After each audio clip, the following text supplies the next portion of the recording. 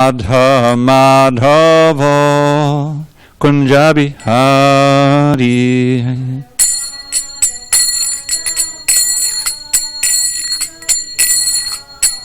Jaya Radha Madhava Kunja Bihari.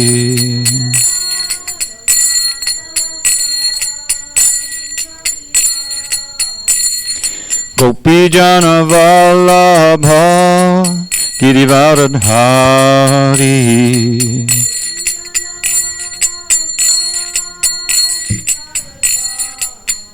Jaya Gopi Jana Vallabha Girivardhari.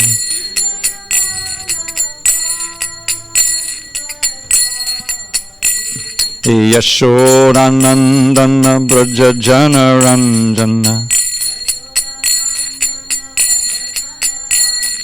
Yashodanandana Braja Jana Ranjana. Yamuna Tira Vanachari. Yamuna Tira Vanachari. Jaya Radha Madhava Kunja Bihari.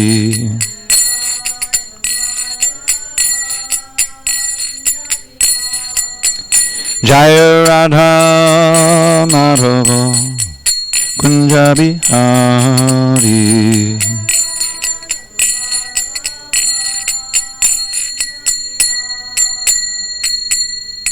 Jai Mr. Pad Paramahansa, Rudikacharya Ashtotar, the Sri Srimad Divine Grace, Srila A.C. Bhaktivedanta Swami Prabhupada Ki Jai. ISKCON BBT Founder Acharya Srila Prabhupada Ki Jai. Jayam Vishnupad Paramahansa, Rudikacharya Ashtotar, the Sri Srimad Divine Grace, Srila Bhakti Siddhanta Saraswati Thakur Ki Jai. Ananda Koti Vaishnavini Ki Jai. Namacharya Srila Haridas Thakur Ki Jai. Srimad Bhagavad Gita Ki Jai. Samaveda Bhaktivinoda Ki Jai. All glories to the assembled devotees. All glories to the assembled devotees. All glories to the assembled devotees. All glories to Shri Guru and Gauranga. Hare Krishna. Ace, can you possibly turn that fan on? Make sure it doesn't oscillate. Put it on low. And direct it at me. I'm already overheated. I didn't even start the class yet. All right, are we on? Yeah, that's on low, but that's oscillating. You know how to stop it? Pull that thing on the top up. That'll stop it from oscillating. That's good. There you go. Perfect. Okay, are we on text 24? You don't know. I don't remember doing this verse in the purport here with Sahanishayat there yet. Yeah, we'll do 24. Okay. Okay. Om Namo Bhagavate Vasudevaya.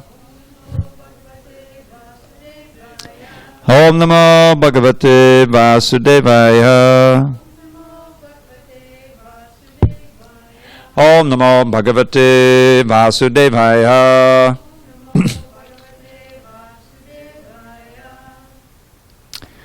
On this 17th day of September 2019 in SanDiego, we're reading from Srimad Bhagavad Gita as it is, translation and commentary by His Divine Grace A.C. Bhaktivedanta Swami Prabhupada. And we are in chapter 6 entitled Dhyana Yoga.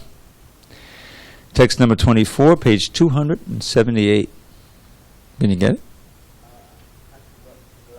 Okay. Sanishchayena yoktavyo yogo nirvinna chetasa sankalpa prabhavan kamangs tyaktva sarvana sheshitaha manasayavindriya gramam viniyamya samantataha Sanishchayena yoktavyo yogo nirvinna chetasa sankalpa prabhavan kamangs Chaktva sarvana sheshataha Manasayavendriya gramam Viniyamya samantataha.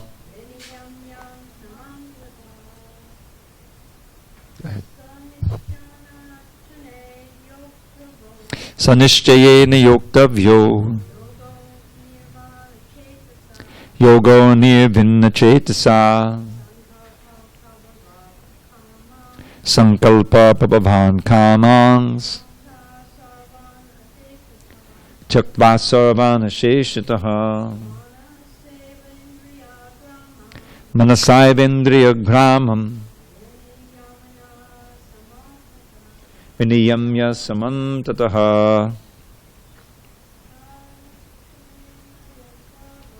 Sanishchayena yoktavyo yogo nirvinna chetasa sankalpa prabhavan kamangs Tyaktva sarvana sheshataha Manasayavendriya gramam Amya samantataha. So that nishchayena, with firm determination, yoktavyaha must be practiced, yoga system. Anirvinna chetasa, without deviation. Sankalpa, mental speculations. Prabhavan, born of kaman, material desires. Tyaktva, giving up sarvan, all asheshataha, completely. Manasa, by the mind, eva, certainly. Indriya gramam, the full set of senses. Viniyamya, regulating. Samantataha, from all sides. Translation. One should engage oneself in the practice of yoga with determination and faith, and not be deviated from the path.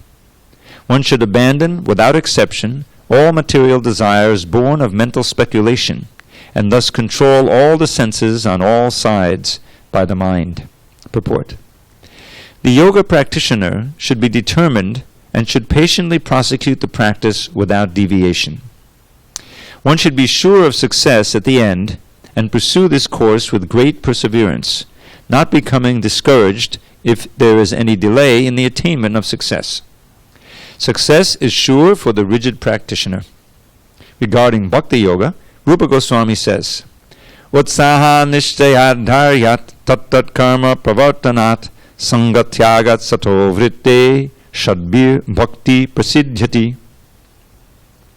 One can execute the process of Bhakti Yoga successfully with full-hearted enthusiasm, perseverance, and determination, by following the prescribed duties in the association of devotees, and by engaging completely in activities of goodness.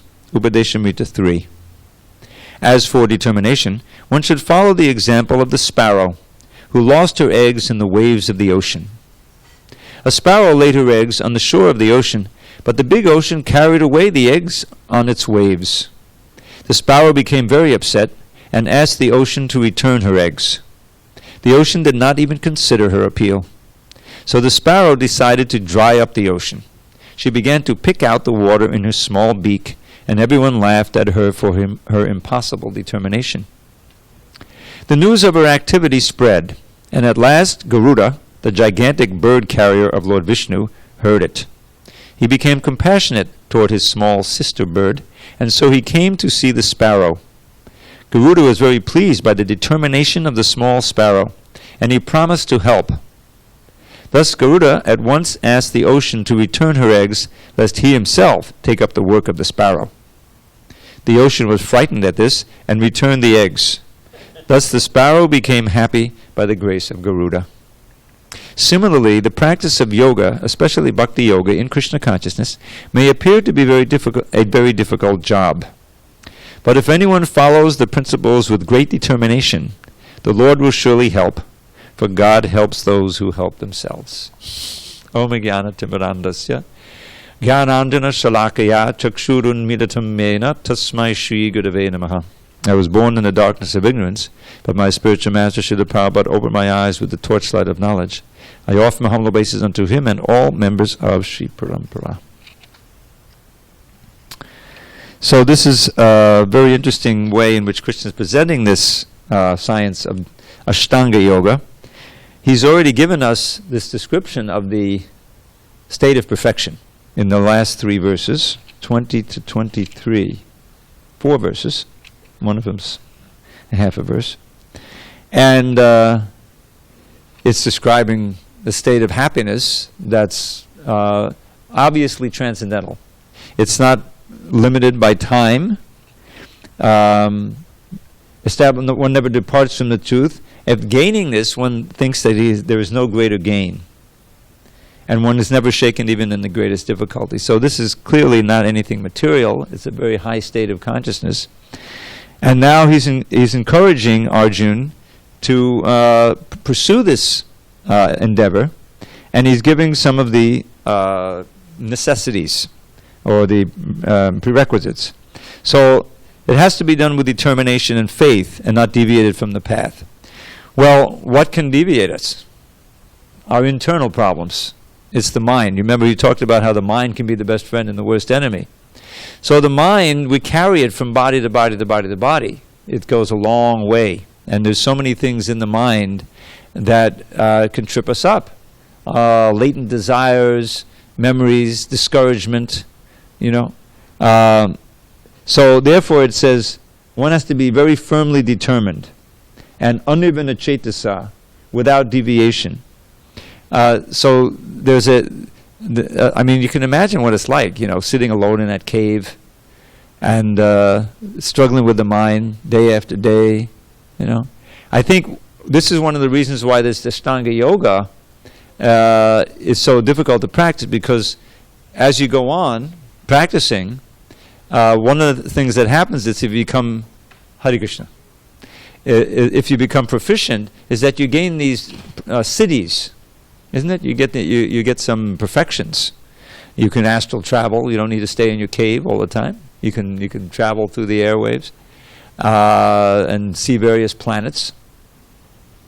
And these can tempt you. They can tempt you to kind of deviate from the path and get enamored of these siddhis. This often happens with the yogis. That's why Lord Chaitanya told Sanatana Goswami, who is really peaceful. He says, Krishna Bhakta Nishkama Ataeva Shanta. The pure Krishna Bhakta is completely peaceful because he has no trace of material desire. Nishkama. But Bhukti Mukti Siddhi Kami Sakaleya Shanta. There's there's 4 categories of human beings. The biggest category are those Bhukti Kamis. Those who are after some kind of sense gratification, gross or subtle, different varieties. That's everybody practically. So they're never peaceful because they can never really be happy. Even if they attain what they're aspiring for, there's always the threat that they'll lose it. And in fact, it's sure and certain that eventually they'll be separated from it. So there's no question of peace if you're on the platform of kama, of any kind, of material desire. So besides the bhukti kamis, you have the mukti kamis, those who want liberation. Now, there's some overlap between those that and the yogis, certainly. But those who want liberation are generally trying to suppress the senses and the mind in order to rise up to the platform of Brahman, Brahma Bhuta, in which there's, if it's impersonal liberation, which it often is, then they're trying to decrease or eliminate any sensual or mental activity. Well, how can you do that? It's very difficult. So that's why it's very frustrating. And it's described that even if they rise up to that platform of Brahman, there is something called Brahmananda. It's the happiness that comes from the complete end of all kind of suffering, even the slightest little anxiety, you can imagine. But it's not positive ananda, It's just the end of all the kind of the low grade suffering we're always experiencing, in which we sometimes decrease a little bit and we call it happiness, and then we go down like this. But Prabhupada described it like this. Visualize a graph, okay? And the horizontal axis is time.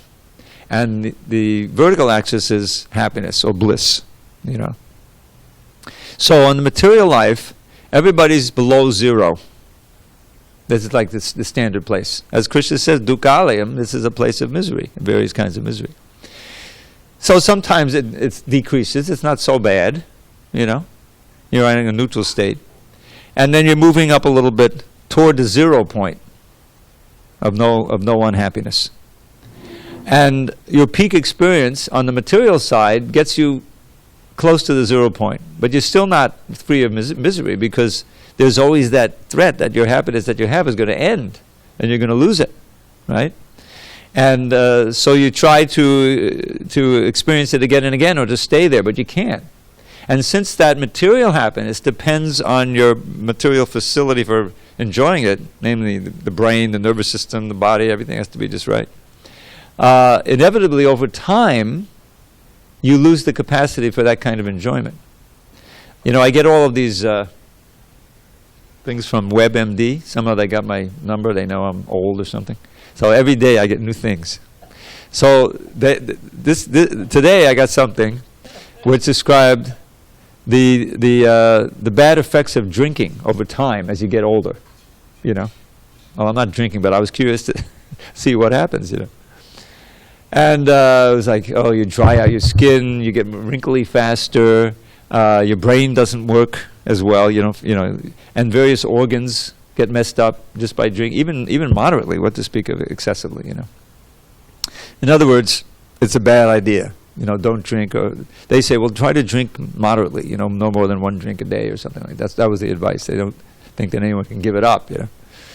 So I was just thinking, well, why does anyone drink in the first place? You drink because oftentimes to dull the pain of some problem, or you think it'll loosen your inhibitions and you'll enjoy. I mean, no one drinks in order to dry out your skin and mess up your organs, and right? That's not the motive. The motive is something positive. There's something. So this is, but this is exactly what you know, a metaphor for all material enjoyment, is that there's something drawing you on, the desire to enjoy some variety of material happiness, right? And that material happiness may often be just a lessening of the pain. A lot of that is there. The opioid crisis, people are hurting, right, like that. But the very happiness, this is what Krishna says right in the last chapter, that the enjoyment you're feeling, the bhoga, is the source of your misery. And the reason is that it makes you think there's some enjoyment here. And plus these extreme enjoyments, you know, drugs and alcohol and everything, messes up your body, you know, your brain and all that, so that there's a greater pain trough that you have to try to get out of. And so all you know is the alcohol, so you start drinking too much, you get addicted, then you're really in trouble. So similarly, any material happiness that you enjoy, even so-called wholesome material happiness, is also inducing you to stay here in the material world. In other words, you're conditioning yourself to try to find the solution to the existential problem of being in a material body and a spiritual soul in a material body by trying something artificial, something material instead of something spiritual.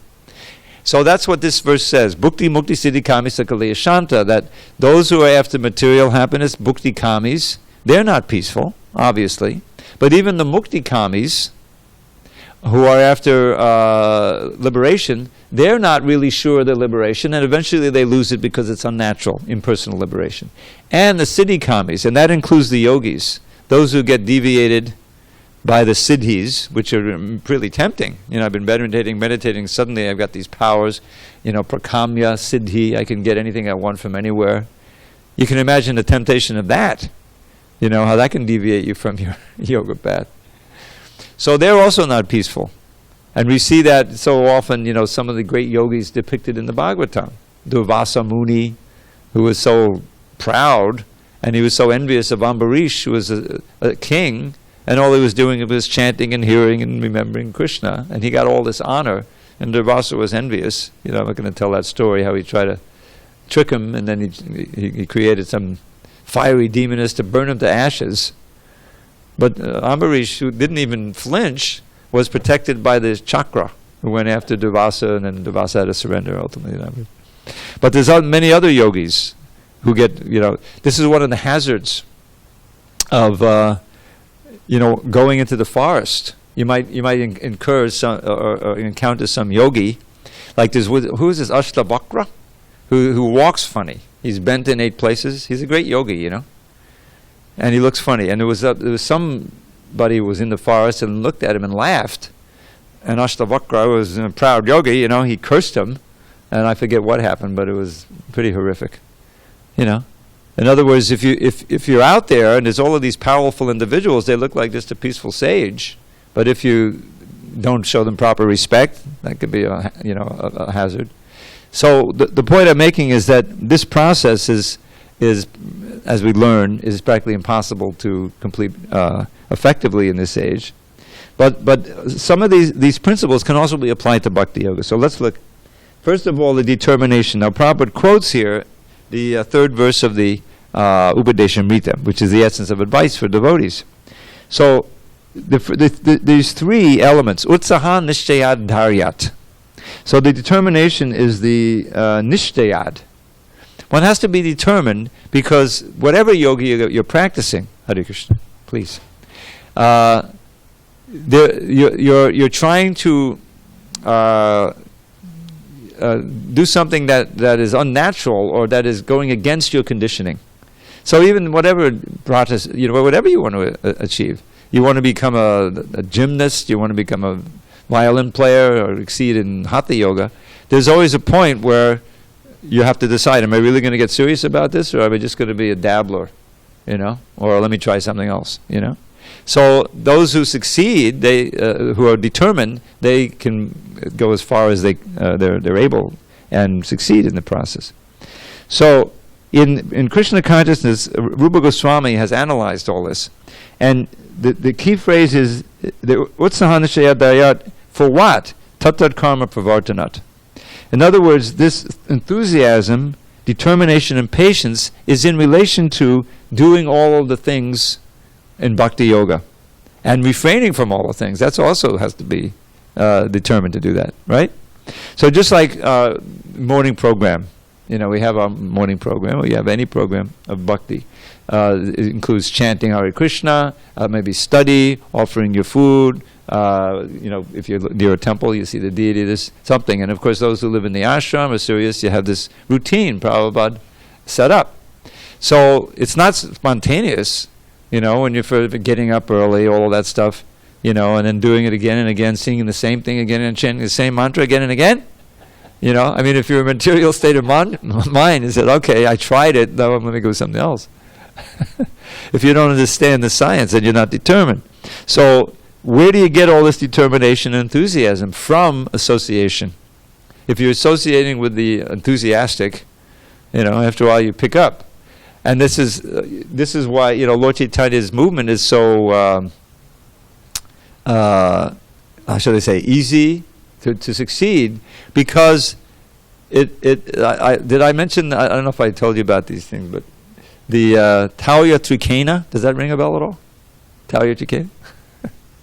So Krishna's come as Lord Chaitanya to give pure love of God, which is the highest thing. The Mo Mahabhadanyaya Krishna Prema Vidayate. And he's come in the Kali Yuga when we're most. It's not a good age for yoga, It says right at the beginning of the Bhagavatam, people don't live very long. For the most part, they don't live very long. Manda, they're lazy in the matter of anything spiritual, very eager for material things, and spiritual things lazy if they're interested at all.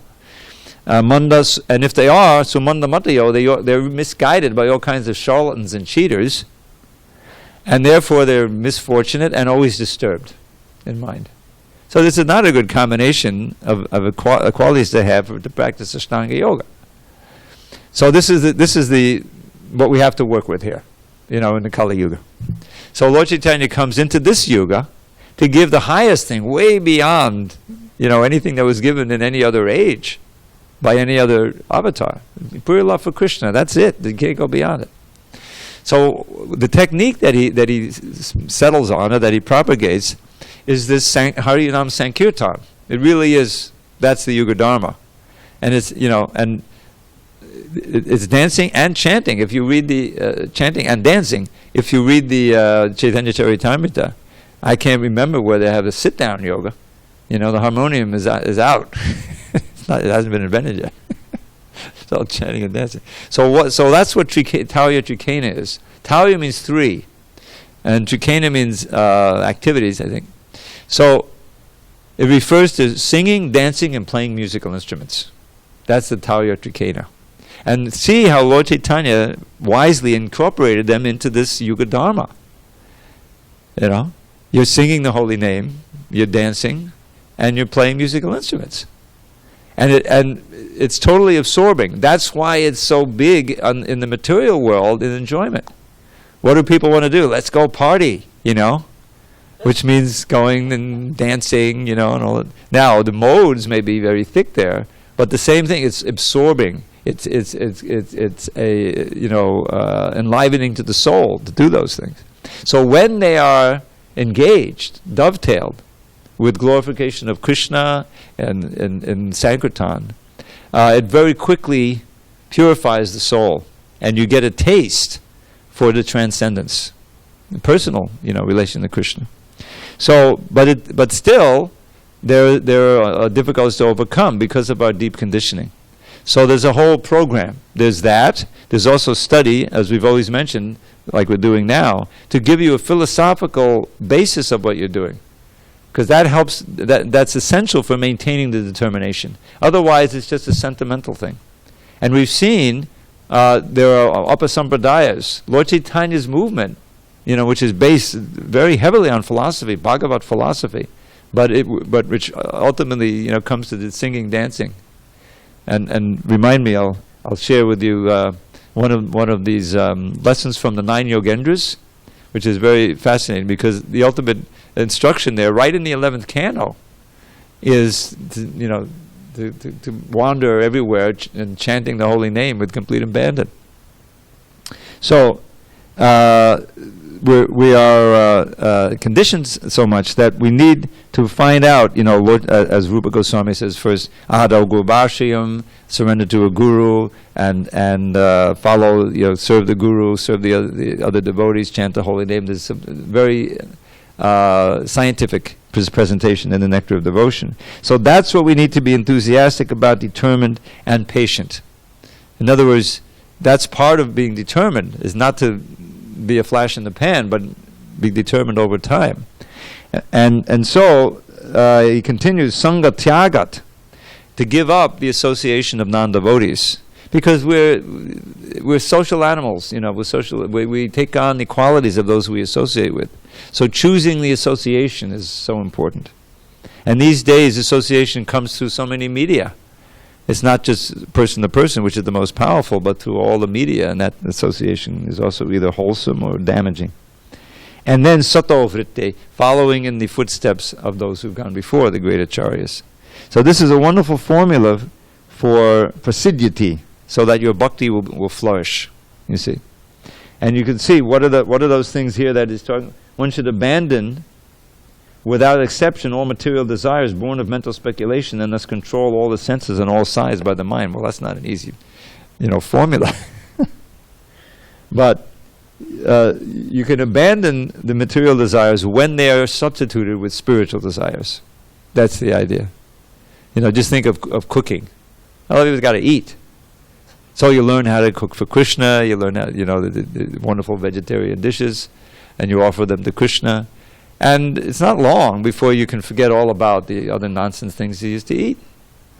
But if you just have to give up this, give up something, give this up, it's too negative. In Krishna consciousness, it's all sublimation. The senses are still very active. You're using them. But they're connected with Krishna through yoga. There's a way of seeing for Krishna, there's a way of tasting for Krishna, all the senses can be, and certainly hearing. But how to direct that, to have the determination to reject the material temptations to hear and see and touch and everything, and to consistently go on the Krishna conscious side. That's the determination of how fast you'll progress. The more that you're able to say no to Maya and say yes to Krishna, you'll progress quickly. And then this nice story of the sparrow. So this is significant because, again, how qualified we are. We're basically unqualified, But Krishna's in our heart. He wants us to succeed. He himself responds to any show of sincerity. That's right there in the beginning of Bhagavatam, this Shrinvatam Sakata Krishna Punyashavana Kirtana. That when Krishna's in the heart as the super soul, and when he understands that here's someone who's really trying to hear about me, he within the heart helps us by cleansing away the abhadras, the things that are blockages, the material desire, the fears, the anxieties, the doubts, that's cleared away quickly. So that's the advantage that the bhakti yogis have over the Ashtanga yogis. These yogis sitting in a cave and trying to control it, mostly there's not really much bhakti there. Krishna's not going to help them. They're on their own. And that's why they get tempted by the siddhis. Because they're not getting the ras, the juice. But the bhakti yogis, does anyone in this room really want a siddhi? Would you really like to have that city where you can walk on water? Who cares? But because we know and we have a little inclination or intimation of bhakti rasa, one really nice kirtan, one nice Rath Yatra kirtan, and all these things go out the window. At least for the time when you're absorbed in the Rath Yatra, you're not thinking of anything like that. We used to go down every Friday night downtown, Now we go once a month. And you would always, I've been going down there so long. I remember when they gentrified it, and now it's kind of going to seed. I don't know. You can tell by the quality of the bars. Some of them used to be a little sophisticated, and they would have, and now there's a little grunge, and the titles are like obscene. You don't even want to look at. It's going down, but the idea is that whether it's up or down, whatever mode it is, if you're absorbed in the kirtan, you don't think twice about. You're not tempted to go in there. You're not thinking, oh, if only I could go in there. Buddy Narayan Maharaj likes to tell the story of one fellow who came out of a restaurant.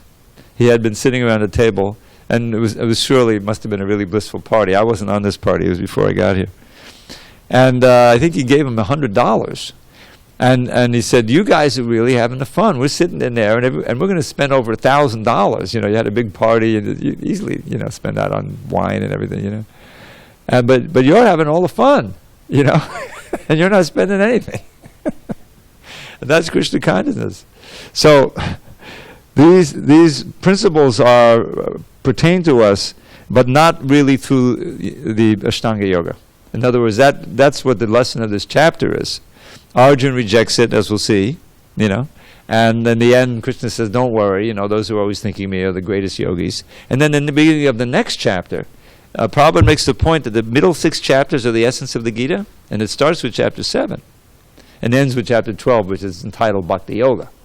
So, but in the 7th chapter, Krishna starts with Maya Sakta Mana Parta Yoga Myujam. Now I'm going to tell you how instead of going off and artificially controlling the mind, I'll show you how you can very naturally, even in your ordinary life, cultivate yoga in such a way that the mind will naturally be attracted to me.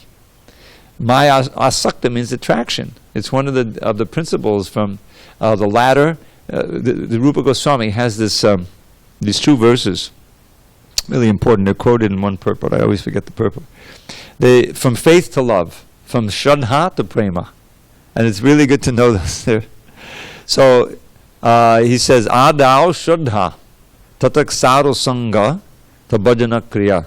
tato anartha nivritti sa, tato nishta ruchistata. Tata saktis, tata bhava, tata prema abhyujanchati, sadhakana mayam premna prado bhave krama. Krama means step by step. So it's really good to know these, because this is how anyone becomes Krishna conscious. It begins with some faith.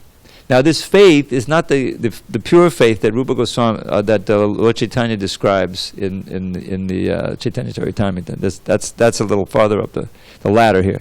But Prabhupada said this Shraddha means interest or respect. In other words, it's the faith in the process that brings you into association of devotees. Now in today's world, with all of the media, including books, that may mean that you finally decide to open that book that you got 5 years ago and that's been sitting on your shelf. Or that your mother got when she was a kid and now it's fallen off the shelf and hit you on the head. That's happened too.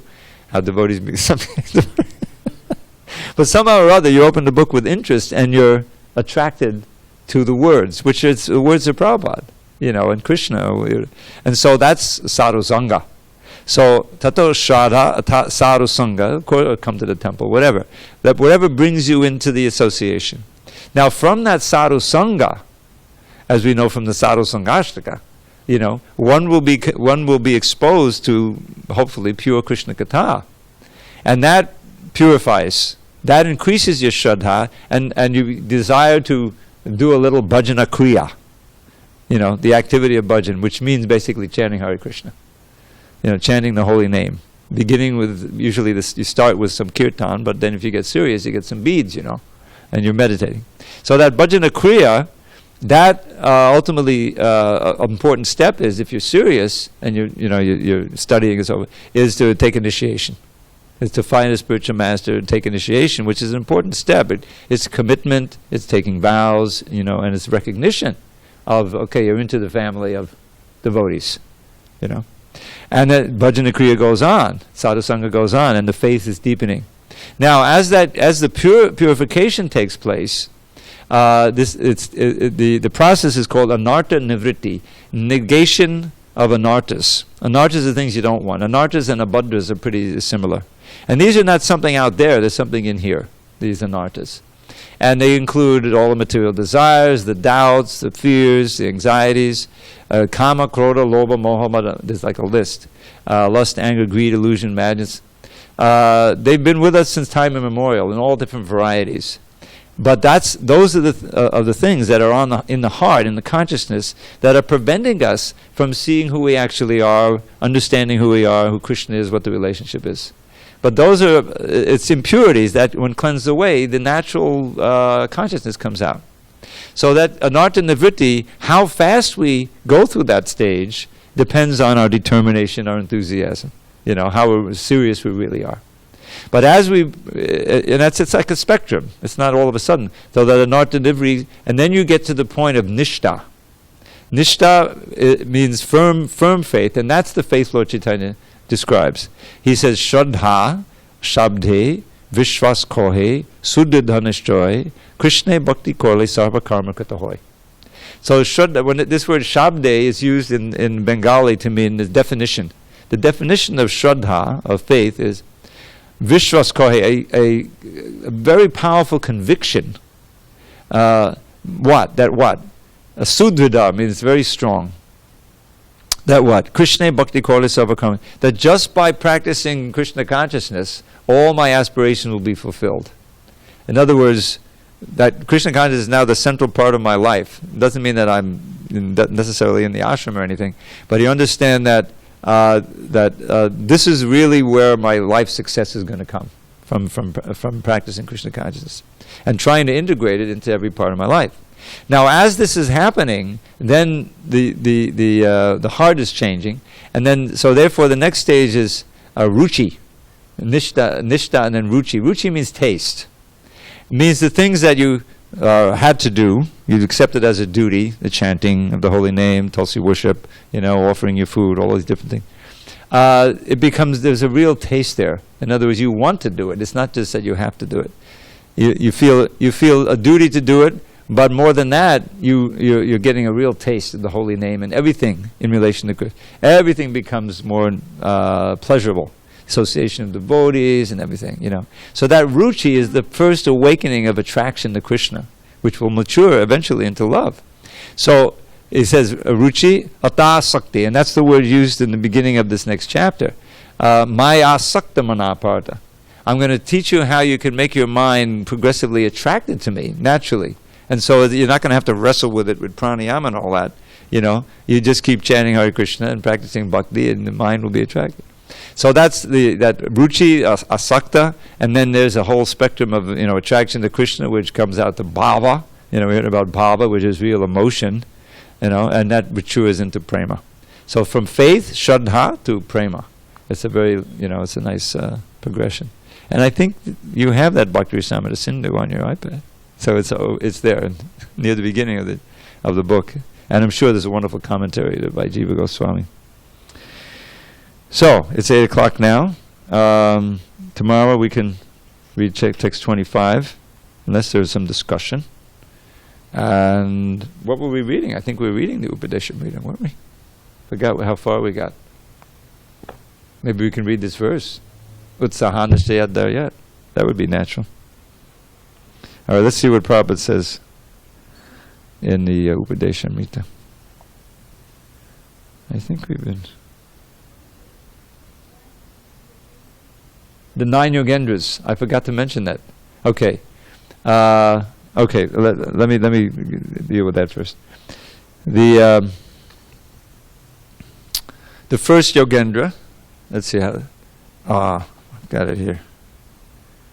I really got into this one time. I put it in Note Master. Manye Kutashchid. How to be free of fear. And here it is. Manye Kutashchid.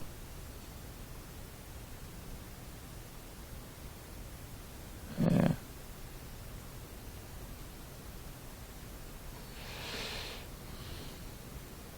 Okay. Why isn't this working?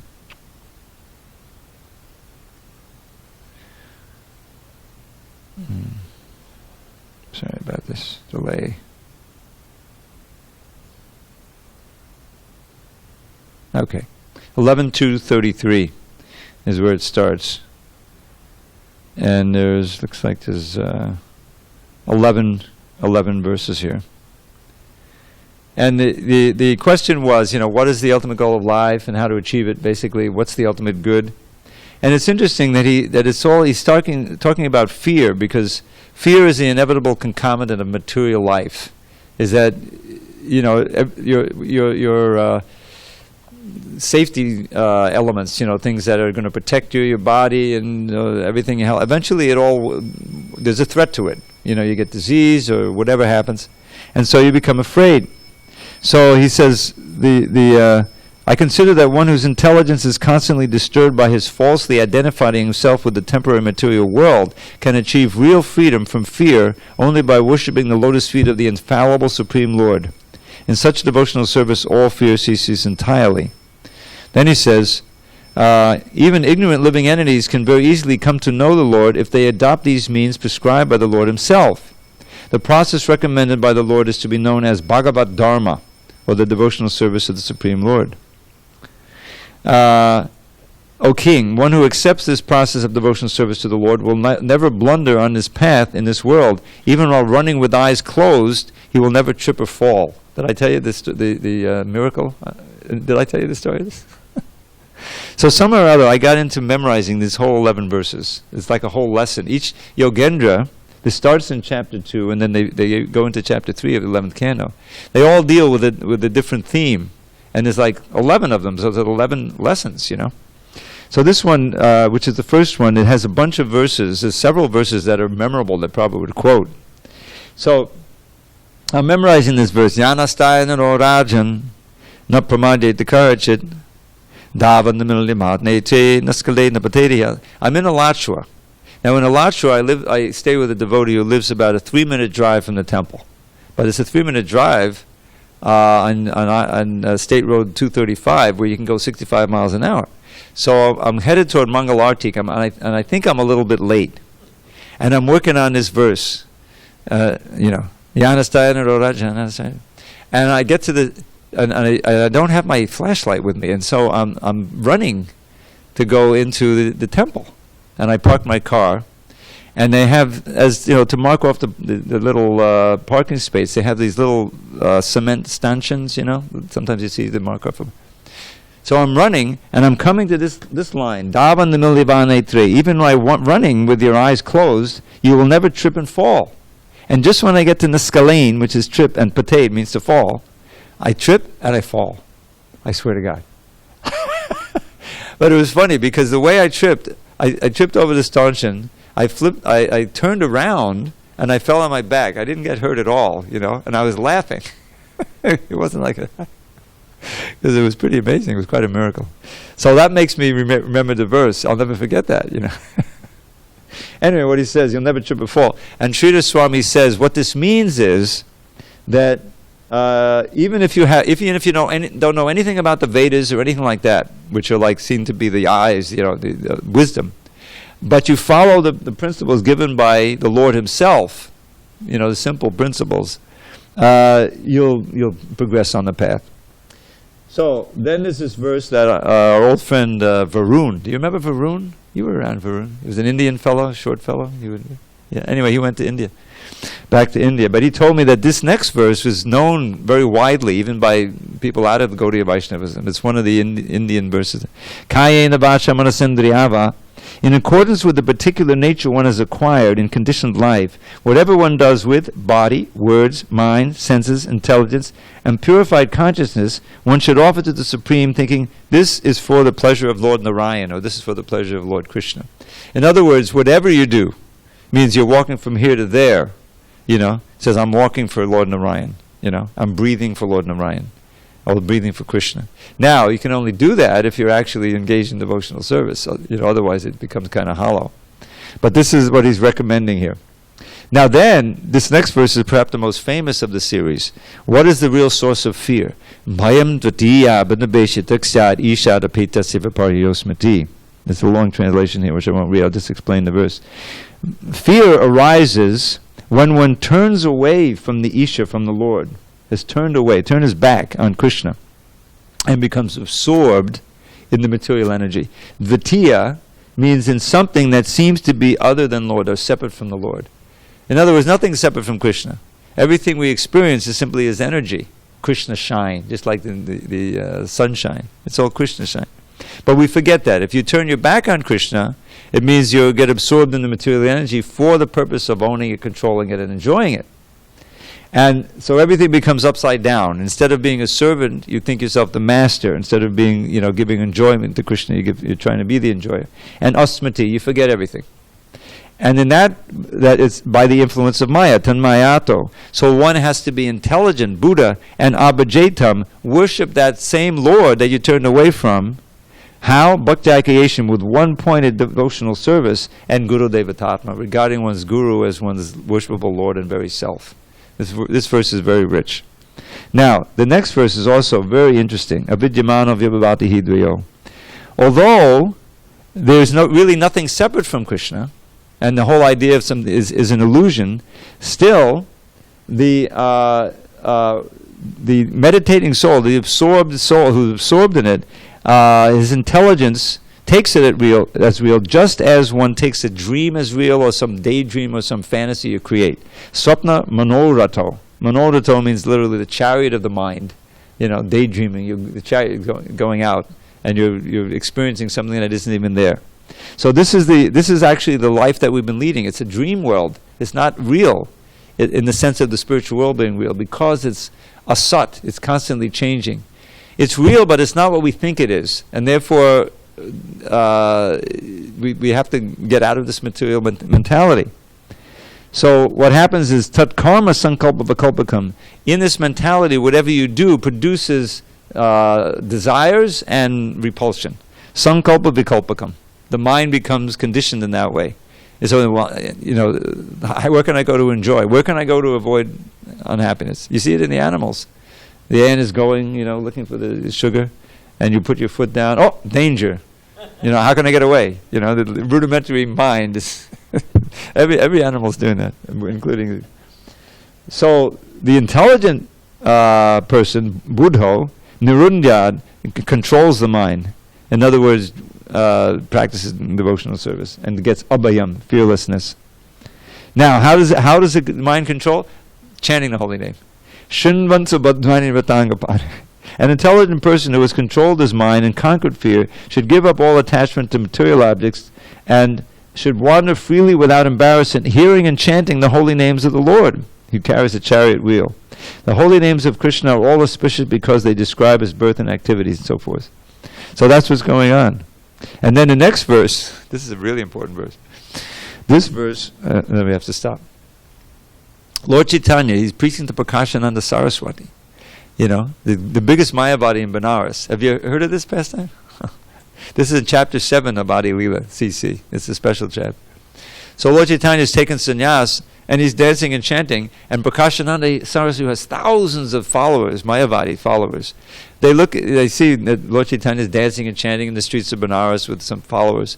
He says, look, he's in he's in a sannyasi like us, but he's a sentimentalist because he's just dancing and chanting. He should be studying Vedanta.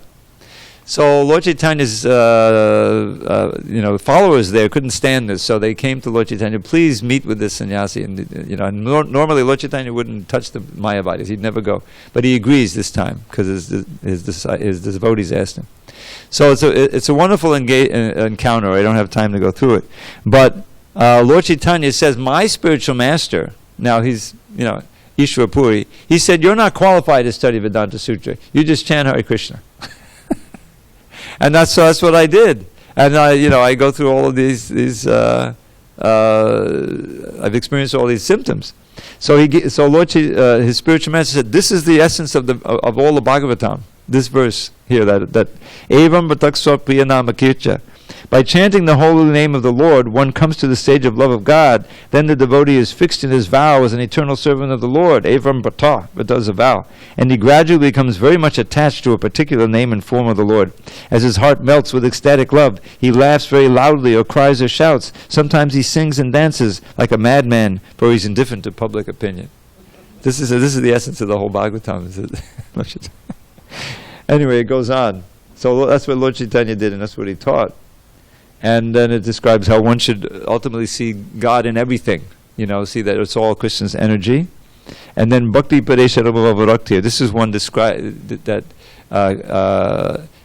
compares the experience of pure bhakti to eating a nice feast of prasadam. That you experience attraction to Krishna, the presence of the Lord everywhere, and indifference to everything material. Just as when you sit down to a nice feast, I like to give the example of Nrsinga's appearance day, when you fast until, moonrise, something. So it's been a whole day of fasting, now let's feast. And it says, Tushti Pushti Chudabayo Nagasam. Tushti is nourishment, Tushti is satisfaction from the taste, and Pushti is nourishment for the body, and Chudabayo Nagasam means your hunger is going, so your attraction to material energy is leaving at every moment. And then it ends there in the next verse. So, get the reference, 11.243, we'll have the kirtan, and then I'll show you something on that.